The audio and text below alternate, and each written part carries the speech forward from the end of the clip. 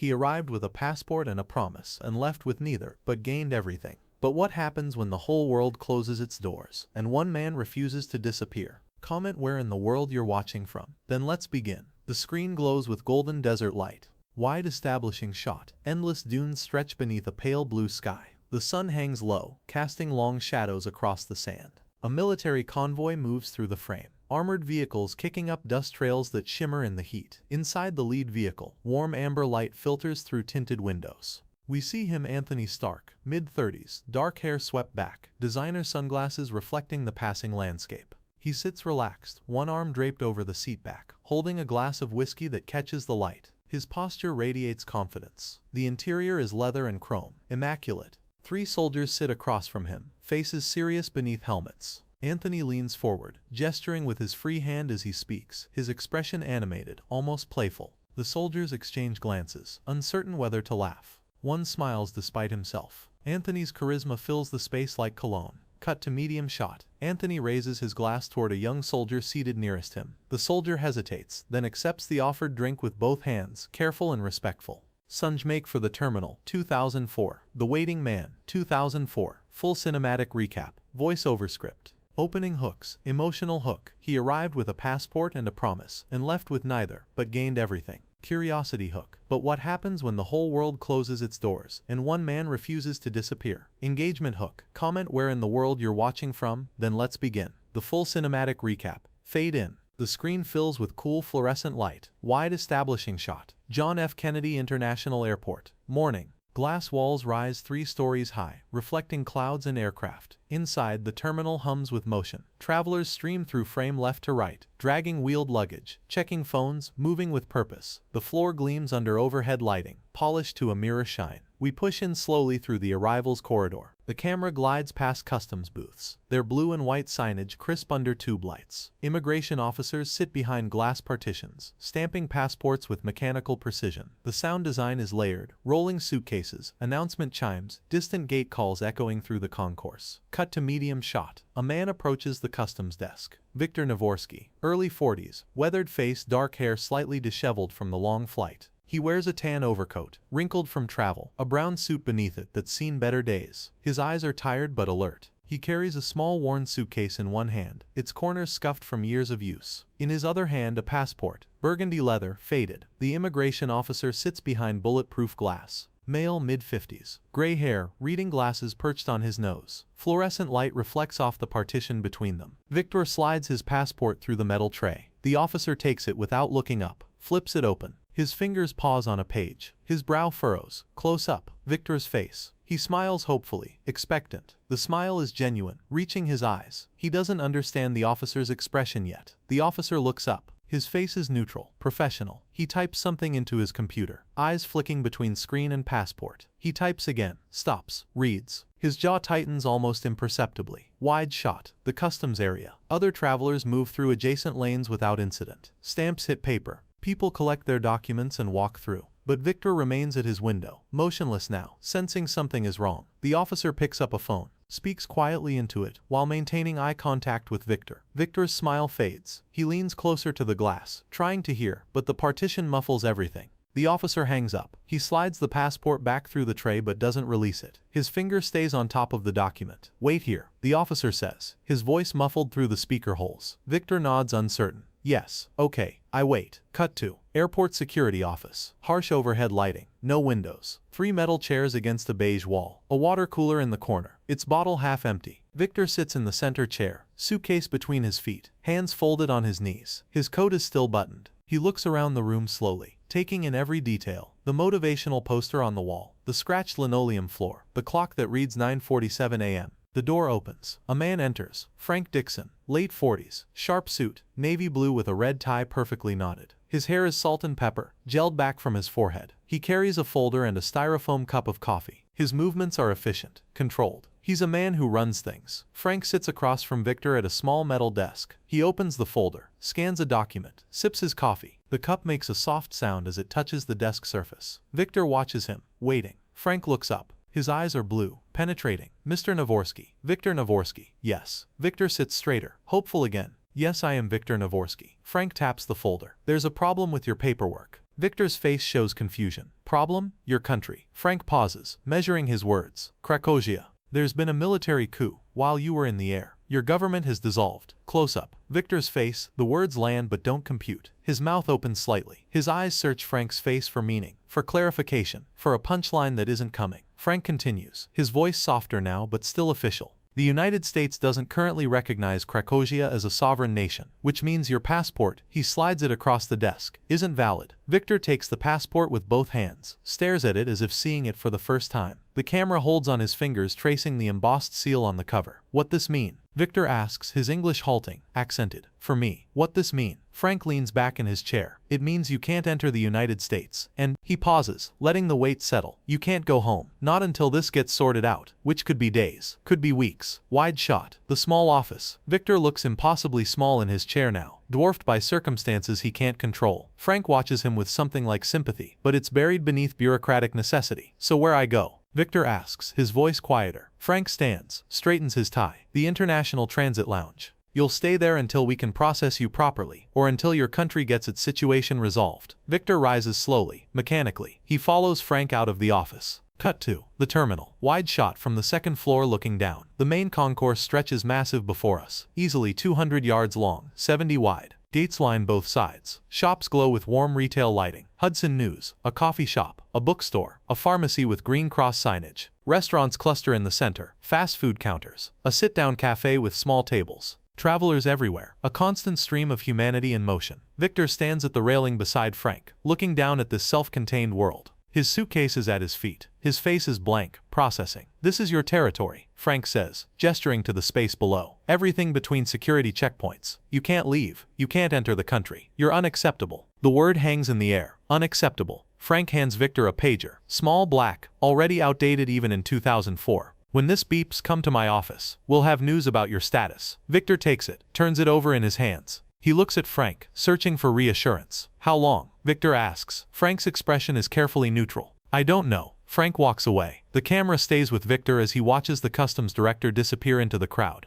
Viktor is alone now, at the railing, backlit by the massive terminal windows behind him. Afternoon light pours in, golden and indifferent. Below, life continues. People rushing to gates, embracing at arrivals, moving through their days without impediment. Viktor picks up his suitcase. He descends the stairs slowly, each step deliberate. He reaches the main floor, close up, his shoes on polished tile, worn brown leather, scuffed at the toes. They take hesitant steps, uncertain of direction. He walks toward a row of plastic chairs near gate 67. Sits, places his suitcase beside him. His hands rest on his knees again. He watches people pass. Minutes tick by on the departure board above. Flights to Los Angeles, to Chicago, to London, to Madrid. Cities he can't reach. Countries that exist for everyone but him. A janitor pushes a yellow cleaning cart past, the wheels squeaking rhythmically. An elderly couple argues quietly in Spanish near the newspaper kiosk. A toddler drops a stuffed animal and begins to cry until his mother retrieves it. Normal life, mundane life, surrounding Viktor like water around a stone. He opens his suitcase on the chair beside him. Inside, folded clothes, a shaving kit, a deck of cards held together with a rubber band, and a small tin container. He opens the tin carefully, reverently. Inside we glimpse a photograph, an older man distinguished in a suit from an earlier era. Viktor's fingers brush the image gently before he closes the tin and returns it to the suitcase. Hours pass. The light through the windows shifts from gold to orange to deep blue. Viktor hasn't moved. His coat is still buttoned. Other travelers come and go from the seating area. Businessmen typing on laptops. Families sharing fast food meals. A young couple sleeping against each other. They all eventually leave to board their flights. Viktor remains. Night falls. The terminal lighting takes over completely now, bright and artificial and constant. There are no shadows here, no darkness, only the perpetual fluorescent day of airports everywhere. Viktor stands. He walks the terminal slowly, exploring his new domain.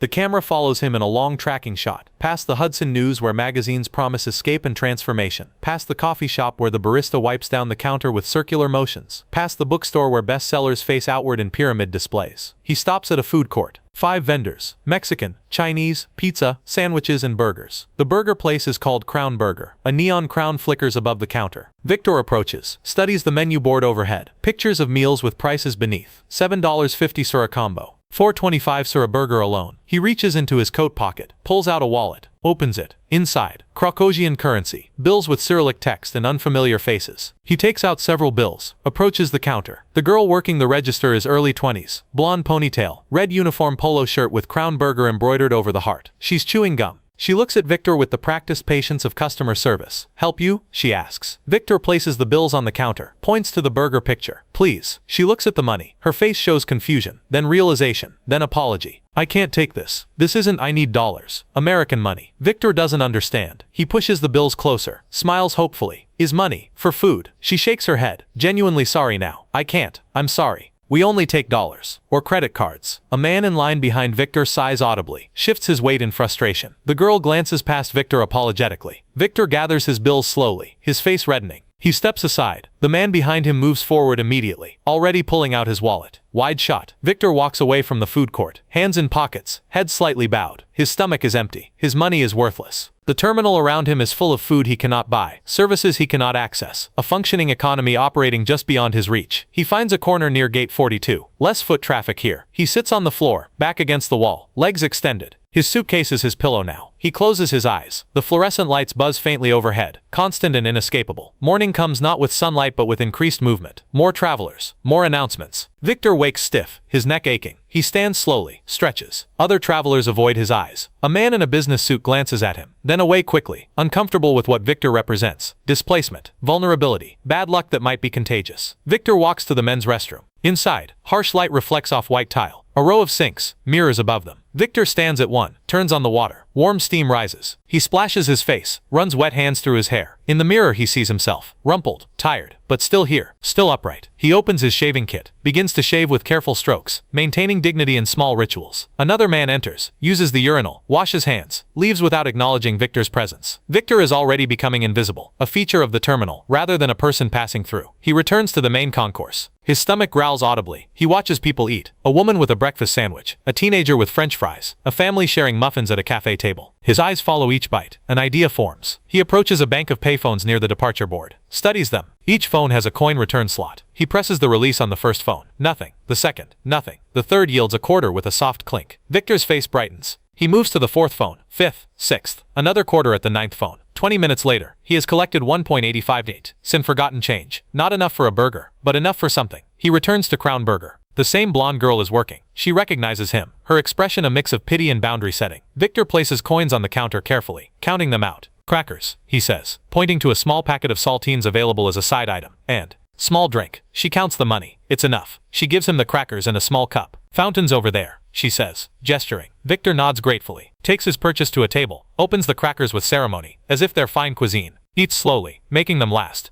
fills his cup with water from the soda fountain, sips it carefully. Days begin to blur. Viktor establishes routines. He wakes early, before peak travel times, washes in the restroom, shaving every other day to make his supplies last, checks payphones methodically, a route he's memorized for maximum efficiency, collects an average of 3.50 per day. Enough for crackers, sometimes a small container of yogurt, once a banana from a kiosk. He watches people. This becomes his education. He sits near gates and observes reunions between loved ones, businessmen negotiating on cell phones, families managing children and luggage and patience. He learns the rhythms of the terminal, which gates are busiest when, which janitors are friendly, which security guards watch him with suspicion. One afternoon he notices something. A man exits a gate, walking quickly. In his hurry, a quarter falls from his pocket, rolls across the floor, disappears under a vending machine. The man doesn't notice, continues walking. Viktor approaches the vending machine, lies on his stomach, reaches underneath. His fingers stretch, strain. He can't reach it. The quarter glints just beyond his fingertips, mocking him. He stands, studies the machine. It's full of snacks he can't afford. Chips, cookies, candy bars. He looks around, spots something. A luggage cart someone has abandoned near the wall. He retrieves it, brings it to the vending machine. Using the cart's metal edge as a tool, he carefully angles it under the machine, sweeps the quarter out. It rolls across the floor. He catches it, holds it up to the light like treasure. A voice behind him. "You are very determined." Viktor turns. A man stands there, 50s, South Asian descent, wearing a janitor's uniform. His name tag reads Gupta. His face is kind, weathered by years of work and observation. "Is important," Viktor says, clutching the quarter. "Every coin is important." Gupta nods slowly, understanding. "You are the man who cannot leave. You know me. Everyone knows you." Gupta smiles slightly. "The man who lives in the terminal. You are famous in the way no one wants to be famous." Viktor's face shows surprise, then resignation. He's a curiosity, an oddity, a story people tell. "How long you have been here?" Gupta asks. Viktor counts on his fingers. 12 days, 13 days. "I don't," he trails off, uncertain. "Time is different here," Gupta says philosophically. "The terminal has its own time. Day and night mean nothing. It is always now." They stand together in silence. Around them, the terminal moves at its constant pace, neither fast nor slow, just perpetual. You are hungry, Gupta observes. It's not a question. Viktor nods, ashamed to admit it. Come, Gupta says. He walks toward a service corridor marked employees only. Viktor hesitates, then follows. Cut to a break room. Small, windowless, furnished with a round table, microwave, refrigerator, and a coffee maker that's seen years of service. Gupta opens the fridge, pulls out a container of leftovers, curry and rice. He splits it into 2 portions, heats one in the microwave. The smell fills the small room, rich and complex. He hands Viktor a fork and the warm container. Viktor accepts it with both hands, as if receiving communion. He eats slowly at first, then faster, the hunger overtaking decorum. Gupta watches without judgment, eating his own portion at a measured pace. Thank you, Viktor says between bites. Thank you very much. You remind me of someone, Gupta says. A long time ago, when I first came to America, I also knew what it was to be nowhere, to be between. Viktor looks up. But you are here now. You have work. You have place. Yes, now I have place. Gupta smiles. Even if it is cleaning toilets in an airport, it is still a place, still America. They finish eating in companionable silence. Gupta shows Viktor where the break room is, tells him he can come back, but carefully. Mr. Dixon doesn't like irregularities. You must be quiet about it. Viktor nods, understanding. Rules can be bent but not broken. Survival requires discretion. Weeks pass. Viktor's life finds new equilibrium. He sleeps in Gate 67's seating area, which has the least traffic between midnight and 5 a.m. He washes and maintains hygiene fastidiously in the restrooms. He collects change with the efficiency of long practice. He eats crackers, occasionally treats himself to a hot dog when his funds allow. Once a week, Gupta shares leftovers from the break room. The pager Frank gave him remains silent. No beep, no summons, no resolution. Viktor begins to notice others. The terminal has permanent inhabitants beyond just passing travelers. He sees them once he knows what to look for. There's Dolores. Late 50s, hair dyed an improbable red, thick makeup applied with the determination of someone fighting time itself. She works the immigration stamp booth, processing passports with mechanical efficiency. But between passengers, Viktor sees her face soften. She reads romance novels tucked beside her computer, losing herself in other lives, other loves. There's Enrique. Early 30s, Latino, food service worker at Sbarro. He has a quick smile and restless energy. Viktor watches him flirt with Dolores during her coffee breaks, always rejected but always returning, resilient as weather. And there's Torres. Airport operations, maintenance division. Quiet man, muscular build, kind eyes. He pushes carts of luggage, fixes broken escalators, keeps the terminal functioning. He and Viktor exchange nods, the acknowledgement of people who live in overlooked spaces. One evening, Viktor sees something strange. He's at his usual position near Gate 42, when he notices Torres at the far end of the terminal. Torres is looking up at something, intense concentration on his face. Viktor follows his gaze. There's a woman visible through the glass of an upper-level office. Blonde, elegant, professional attire. She's working late, papers spread across her desk, phone pressed to her ear. She never looks down toward the terminal floor. Never sees Torres watching her with the longing of distance and hierarchy and impossibility. Viktor understands. Even here, in this place of transit and suspension, hearts still want, still hope, still yearn across distances that geography has nothing to do with. He decides something in that moment. He's been passive, waiting for resolution to arrive, but maybe waiting doesn't have to mean doing nothing. He returns to Gate 67, opens his suitcase, takes out the deck of cards he brought from Krakosia. The cards are worn, some corners bent, but they're complete. He begins to practice card tricks, simple ones at first. His fingers are clumsy with lack of practice, but he has time. Time is what he has in abundance. Days become weeks, become a month. Viktor's card skills improve. His fingers remember old patterns, learn new ones. He sits in the terminal, practicing shuffles, false cuts, simple forces and reveals. Travelers pass him without seeing. He's part of the furniture now, as permanent as the chairs and departure boards. One afternoon, he notices a little girl watching him. 6 years old maybe, dark hair and pigtails, wearing a pink dress with a cartoon character he doesn't recognize. Her parents are distracted, arguing quietly near a gate about missed connections or changed plans. Viktor makes eye contact with the girl, smiles, shows her a card, the Queen of Hearts, places it back in the deck, shuffles obviously, letting her follow the card, then reveals it from behind her ear. The girl's face transforms with delight. She claps, giggles. Her parents look over, see Viktor entertaining their daughter. The mother's first instinct is protective. She moves toward the child. But she sees Viktor's gentle manner, his worn coat, his suitcase nearby marking him as harmless, as trapped, as no threat to anyone. Thank you, the father says, and there's genuine appreciation in it. Appreciation for a moment of joy in a stressful day. Viktor nods, waves to the girl as they board their flight to somewhere he'll never go. More time passes. The terminal changes with seasons Viktor can only see through windows. Spring rain streaks the glass. Summer sun makes the tarmac shimmer with heat. He's been here 60 days now. 70. He's lost exact count. The pager Frank gave him remains silent. Until it doesn't.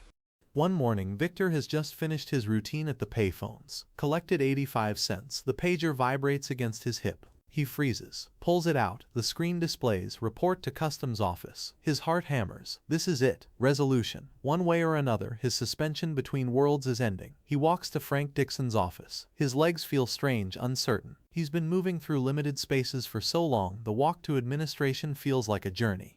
He knocks. Frank's voice calls him in. The office is as he remembers. Efficient, impersonal, fluorescent, bright. Frank sits behind his desk, older by 3 months, grayer somehow. The job of keeping order in chaos ages a person. Mr. Navorski, sit. Viktor sits. His hands grip his knees. Frank opens a file. We've had some developments. The situation in Krakosia is stabilizing. There's a provisional government. They're beginning to issue documentation again. Viktor leans forward. I can go home? Eventually. The paperwork will take weeks, months maybe. But yes, eventually you can return to Krakosia. Relief washes over Viktor's face. Then something else. A complication in his expression. Frank doesn't miss. There's another option. Frank continues. I can expedite your entry into the United States. Emergency humanitarian visa. 24 hours and you're processed. Viktor's face shows confusion. This is it. Frank studies him carefully. You could leave. Enter America. Why do you hesitate? Close up Viktor's face. Internal struggle plays across his features. He looks down at his hands, worn from months of survival. When he speaks, his voice is quiet. I cannot leave. Not yet. I have purpose. I have reason I came to America. I have promise to keep. Frank's eyebrows rise. A promise. To my father. Viktor reaches into his coat, pulls out the tin container from his suitcase, opens it. Inside, the photograph of the older man and beneath it a folded piece of paper, yellowed at the edges. Viktor unfolds it carefully. It's a page torn from a magazine, old enough that the paper is brittle. On it a black and white photograph. A jazz band. 5 men with instruments. One man in the center with a saxophone. Has a signature scrawled across his image in faded ink. My father collected these, Viktor explains. His English better now after months of practice. Autographs of jazz musicians. His favorite. He had 56 signatures. He was missing only one. Viktor points to the saxophone player. Benny Golson. This man, my father, he tried his whole life to get this signature, and before he died he make me promise, I will go to New York and I will get the signature. I will finish the collection. For him. Frank is silent. Something in Viktor's devotion touches a place he keeps professionally walled off. Your father, Frank says finally.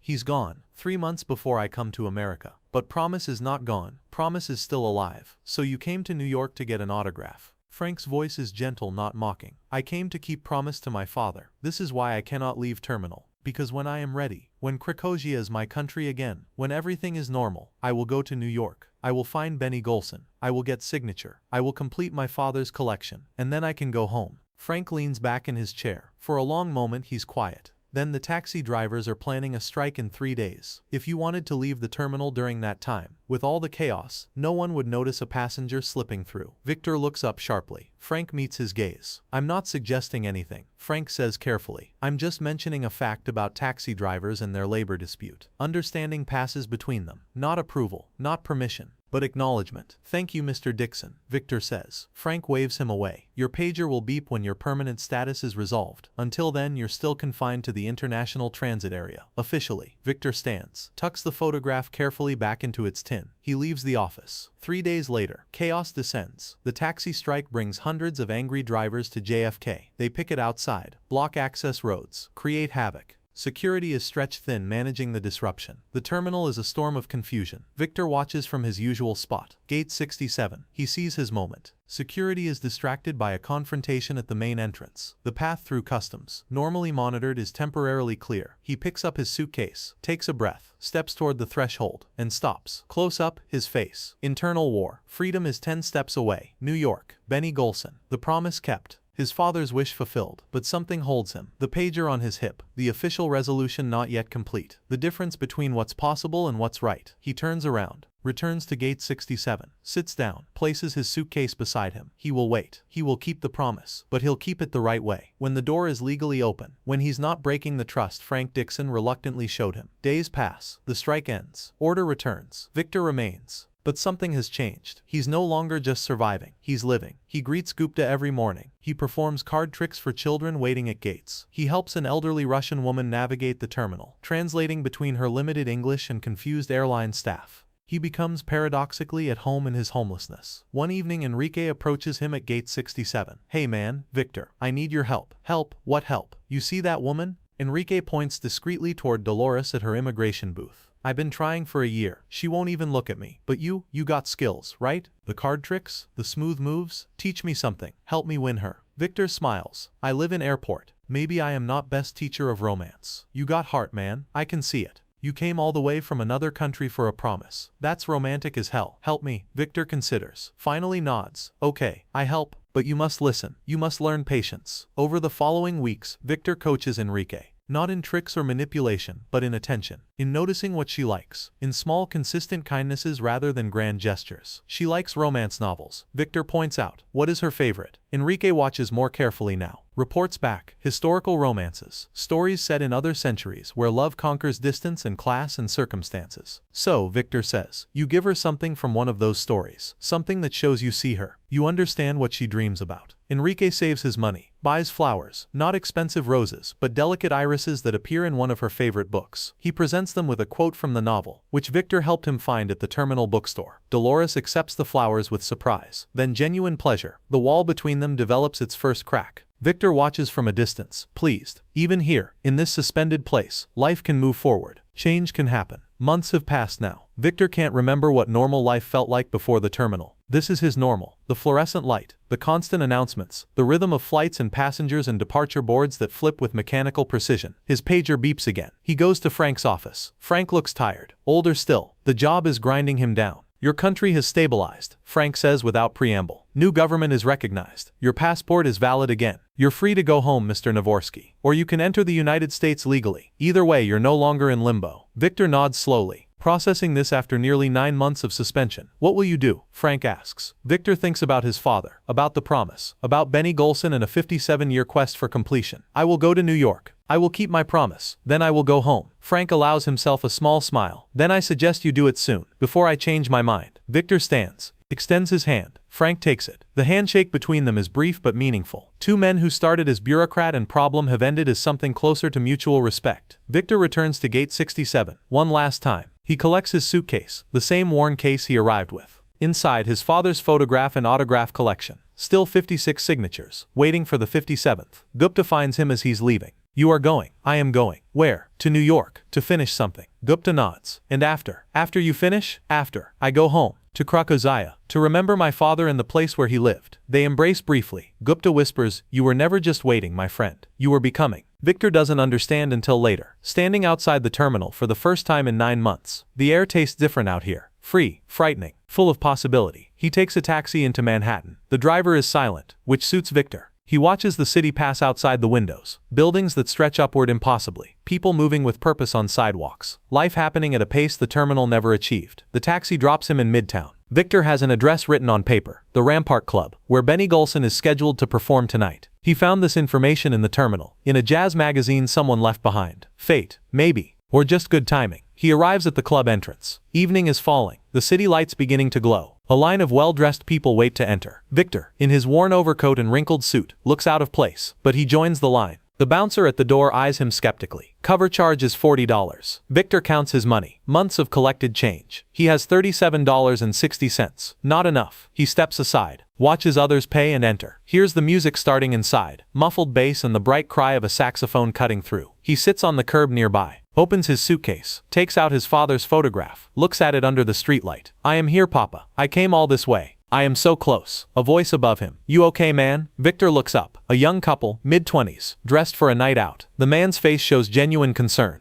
Viktor struggles for words. I am trying to keep promise. To my father. But I am $3 short. Something in his face, in his obvious foreignness, in the suitcase and the photograph, tells a story. The young woman touches her boyfriend's arm. He nods, reaches into his wallet, hands Viktor a $5 bill. Keep the promise, the man says simply. Viktor's eyes fill with tears. Thank you so much. He pays the cover charge, enters the club. Inside, dim lighting and dark wood, and the smell of beer and decades of music soaked into the walls. A small stage at the far end. On it, 5 musicians mid-performance. The saxophone player in the center is 70s, gray-haired, but his fingers move across the keys with fluid grace. His eyes are closed as he plays, lost in the music. Viktor finds a table in the back, orders water, the only thing he can afford now, waits through the set, patient as he's learned to be. When the band takes a break, Viktor approaches the stage. Benny Golson is wiping down his saxophone with a soft cloth, careful and loving in his maintenance. Mr. Golson, Victor's voice is hesitant. Benny looks up. That's me. Help you with something? Victor pulls out the magazine page, unfolds it with shaking hands. My father. His name was Anton Navorski. He loved jazz. He loved your music most of all. He collected autographs. 56 signatures. You were the only one he could not find. He made me promise, before he died, that I would come to New York, that I would find you, that I would find you, that I would finish his collection. Benny takes the magazine page carefully, studies the old photograph of himself, younger by decades. His face softens with memory and recognition of something profound. Cracovia. Victor continues. I come from Cracovia, small country, far away. My father never could travel here himself, but he dreamed. Every day he dreamed of jazz, and America, and music that makes the heart. Victor touches his chest, searching for the word full. Benny looks at Victor, the worn coat, the wrinkled suit, the suitcase at his feet, the exhaustion and determination in equal measure written across his face. He sees something true there, something worth honoring. Your father, Benny says quietly. He's gone.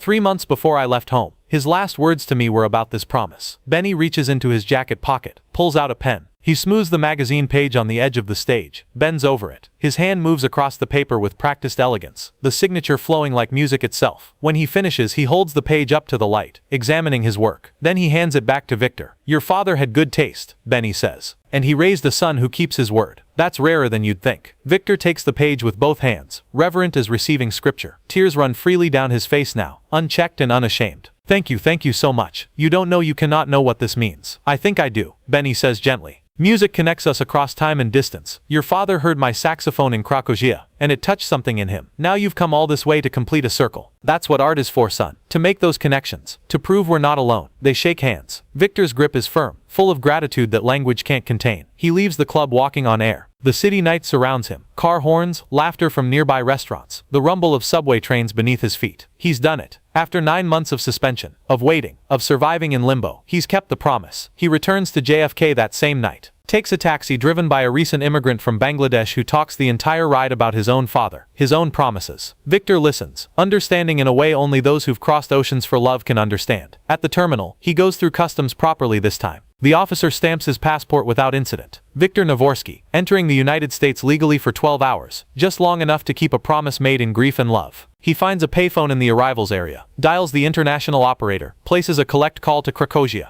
To his sister, who accepted the charges with tears in her voice when she hears it's him. I have it, he tells her in their language, words spilling out rapid and joyful. Papa's collection is complete. I got the signature. Benny Golson signed it tonight. All 57. Papa would be so happy. His sister's voice breaks across the distance. Come home, Victor. Please come home. I am coming. Tomorrow. I am coming home. He hangs up. Books a flight for the following afternoon. Back to Cracovia. Back to the country that dissolved while he was in the air and reformed while he lived nowhere. The ticket costs everything he has left. Borrowed from Gupta with promises to repay. He has one more night. He returns to the terminal, to gate 67, his home for 9 months. But he's not the same man who arrived here terrified and confused. He's learned patience. He's learned community. He's learned that sometimes the journey to keep a promise teaches more than the promise itself. Gupta finds him there near midnight. You leave tomorrow? Yes. I will miss you, my friend. And I you. They sit together in the plastic chairs, watching the late-night flights depart. Torres passes, gives Victor a salute of respect. Enrique appears with Dolores. They're holding hands now, new and tentative and real. They came to say goodbye. You did this, Enrique says, gesturing to Dolores beside him. You taught me to pay attention, to see her. You did it yourself. Victor corrects. I only reminded you to be patient. Even Frank Dixon appears, surprising everyone. He stands at a professional distance, hands in his suit pockets. Mr. Navorski. I hear you're leaving us. Tomorrow, yes. Did you get what you came for? Victor pats his coat pocket where the magazine page rests, now complete with 57 signatures. I kept my promise. Frank nods. Something passes across his face. Perhaps envy for the clarity of Victor's purpose, the simplicity of knowing exactly what matters. Safe travels. Try not to start any international incidents on the way home. It's the closest Frank Dixon will ever come to warmth. Victor accepts it as the gift it is. Morning comes with golden light through the terminal windows. Victor's final morning here. He washes one last time in the restroom, shaves carefully, buttons his coat. He walks the terminal slowly, saying goodbye to a place that was prison and home and school all at once. He passes the Hudson News where he spent hours reading magazines he couldn't afford to buy.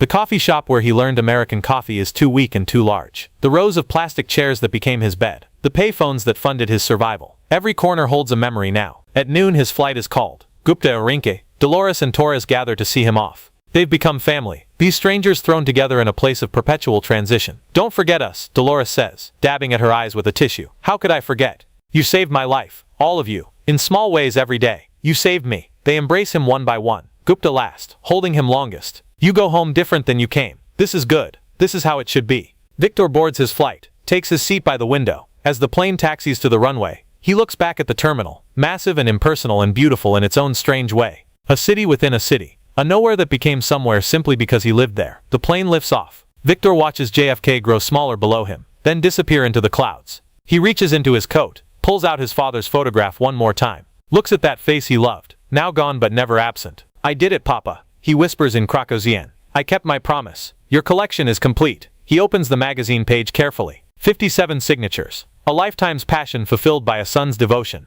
The ink of Benny Golson's signature is still fresh, darker than the others. The final piece of a puzzle decades in the making. Viktor closes his eyes. For the first time in 9 months he sleeps deeply and without worry. He's going home. Not the same man who left, but better, stronger, filled with stories of survival and kindness, and the strange grace of strangers who become friends in unexpected places. The plane flies east toward Europe, toward the country that exists again, toward the place where his father is buried and remembered. Viktor carries with him a magazine page, a suitcase of worn clothes, and something more valuable than either: the certainty that promises kept are never wasted, that distances crossed in love are never too far, and that even when we're lost between worlds we're never truly alone. He thought waiting meant doing nothing. He learned that waiting can be its own kind of journey.